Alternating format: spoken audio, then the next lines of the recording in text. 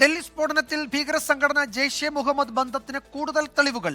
ആക്രമണത്തിന് നിർദ്ദേശം നൽകിയ അഫ്ഗാനിസ്ഥാൻ, പാക് അധീന കശ്മീർ എന്നിവിടങ്ങളിൽ നിന്നുള്ള 3 പേരെ തിരിച്ചറിഞ്ഞു. വൈറ്റ് കോളർ സംഘവുമായി ബന്ധമുള്ള കൂടുതൽ പേരെ കണ്ടെത്താൻ NIA നടപടികൾ തുടങ്ങി.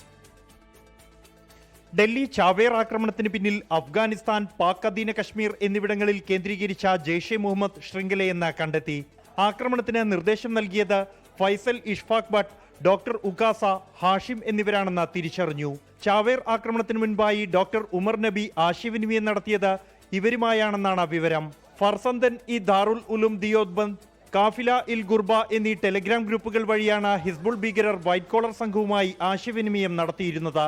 ഭീകരബന്ധം കണ്ടെത്തിയവരുടെ ബാങ്ക് അക്കൗണ്ടുകൾ NIA മരവിപ്പിച്ചു. കോളുകളുടെയും ചാറ്റുകളുടെയും ഫണ്ട് വഴികളുടെയും ഡിജിറ്റൽ റൂട്ടുകൾ NIA പരിശോധിക്കുകയാണ്.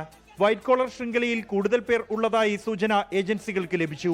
ഇതിന്റെ അടിസ്ഥാനത്തിൽ വിദേശ സർവകലാശാലകളിൽ നിന്നും മെഡിക്കൽ ബിരുദം നേടിയ ഡോക്ടർമാരുടെ വിവരങ്ങൾ തേടുകയാണ് ഏജൻസികൾ. കശ്മീരിൽ നിന്നുള്ള വിദ്യാർത്ഥികൾ നിരീക്ഷണത്തിലാണ്. ചില സമൂഹമാധ്യമ അക്കൗണ്ടുകൾ നിരീക്ഷണത്തിലുണ്ടെന്നും ഡൽഹി സ്ഫോടനത്തിന് ശേഷം നിർജീവമായ ഹാൻഡിലുകൾ പരിശോധിച്ചു വരുന്നതായുമാണ് അന്വേഷണ സംഘത്തിൽ നിന്നും ലഭിക്കുന്ന വിവരം.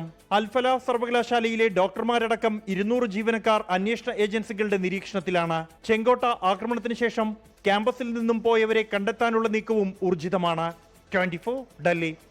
ലോകത്തെവിടെയായാലും ഏത് സമയത്തും 24 വാർത്തകളും ഓഗ്മെന്റഡ് റിയാലിറ്റി പാക്കേജുകളും എക്സ്പ്ലെയിനറുകളും വിശദമായി കാണാൻ ഞങ്ങളുടെ YouTube ചാനൽ നിങ്ങൾക്ക് സബ്സ്ക്രൈബ് ചെയ്യാം.